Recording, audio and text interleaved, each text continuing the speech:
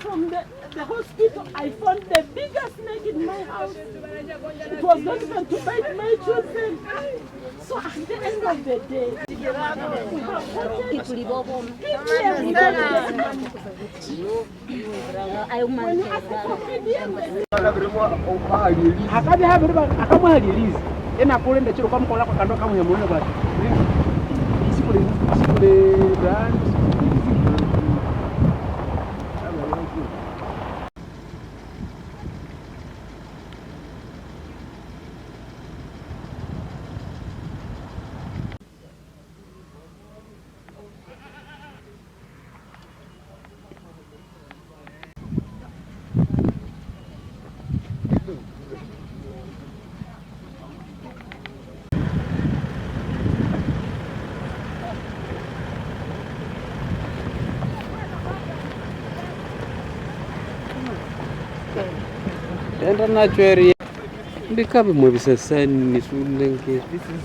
This is another household.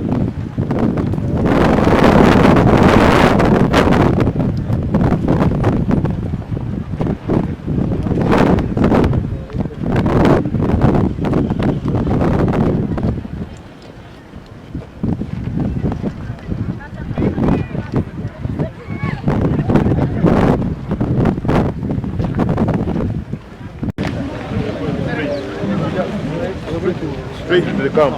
And then I want to go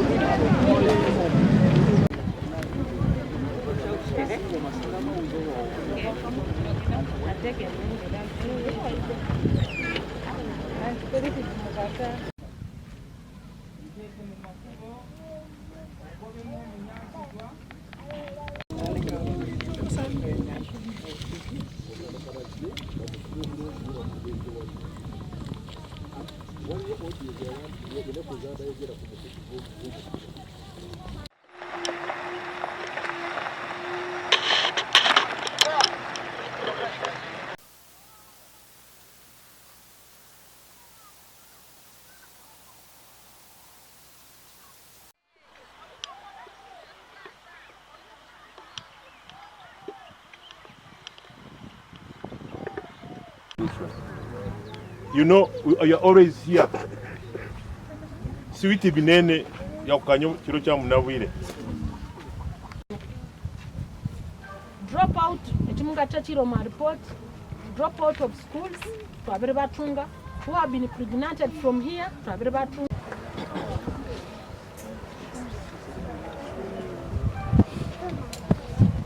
I would thank the government of Uganda.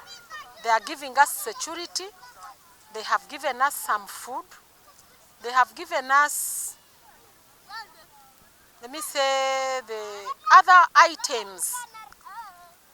But we have many challenges around. We receive food in bits, whereby, like last year, we received the last bunch in December 23rd, and it was 20 kgs per household, and 10 kgs of beans. So if you counter from 23rd to date, my people don't have food. And it is my request to the Office of the President that this should not be an issue. You have done so many things. Because one, you came in this nation, you said you don't want people to have problems with the corruption and so forth and other things. You are doing them. But then the settlement, it have become a problem. If you solve also that problem, I will be the happiest woman. I can't tell exactly where the problem is, or was, or where it came from. But because we are not involved in the procurement, even either the local government were not involved. So it was a direct transaction between the buyer and the office of the OPM. So that's maybe the problem where it is. For us, they come to inform us that there is a land. We went on the land. We did everything necessary. We had a series of meetings, but there were some people saying that the land is theirs, the other one saying the land is theirs. Then we had even other meetings, very many meetings, I might say, with officials from office of the Prime Minister. I think even you, the press, you saw them. They had meetings. We went to the locus. People were saying A, B, C, D. Prime Minister had proposed that if there are some people on the land, we can also let them be part of the beneficiaries of that land. But up to now, when they came, the last time they came, we have never seen them coming back again to tell us or to give us a way forward. So we are just stuck. We're in a junction. We don't know where to go. People you see here are suffering. We have failed even to give them an answer you have had. I've been coming here always, but even sometimes I fear to come. Embeera gy'omuliko si mbeera ntuufu. Mpulidde bubi nnyo, naye kye njagala basuubiza nti pulezidenti waffe mulungi, Pulezidenti Yoweri Museveni Kaguta ajja gikolako ku nsonga kino, kubanga leero ntuuse wano. Ndabemu abaana, ndabemu abakyala, mpulidde bubi nnyo kubanga nange ndi muki mukyala. I want to encourage our people to be patient. Apart from the few weaknesses that have made these people stay here, but the government is still concerned about what to do. And I'm happy that we are going to have a way forward. I did emphasize that why people have delayed here is that there was a problem in procuring land to resettle our people. I have to state categorically clear that in the process of procuring land, there was an error. Our colleagues from Prime Minister's office could not carry out what we refer to as due diligence. Procurement of land is not something like you can do without doing due diligence. You can buy land when you are unknowingly or knowingly, when it has issues, when it has incomparances. That's why the issue of this land that was procured has ended up in courts of law. This is a very unpleasant situation. They should not be in this camp for any longer period.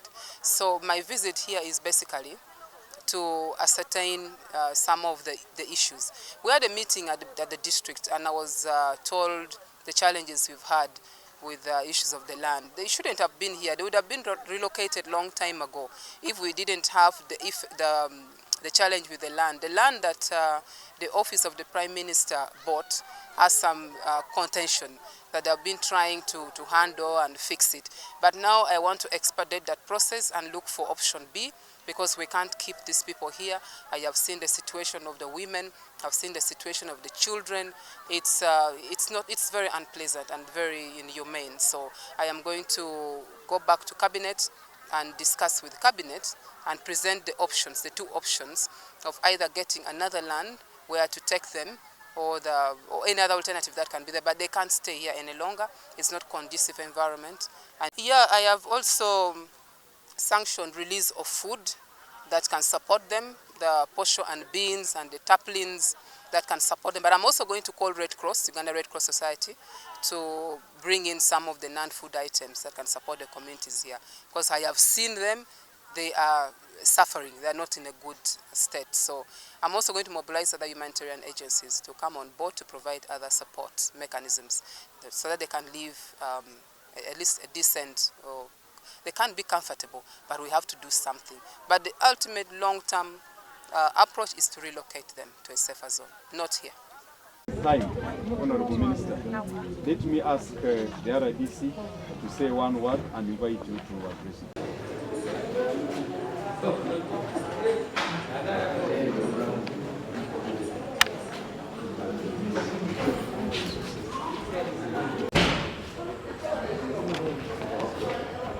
If you don't see me, you're in trouble. Is that some of the requests that we submitted to your office have been honored. I want to cite Agree on the few areas. Maybe we need to agree together with them. Thank you and God bless you.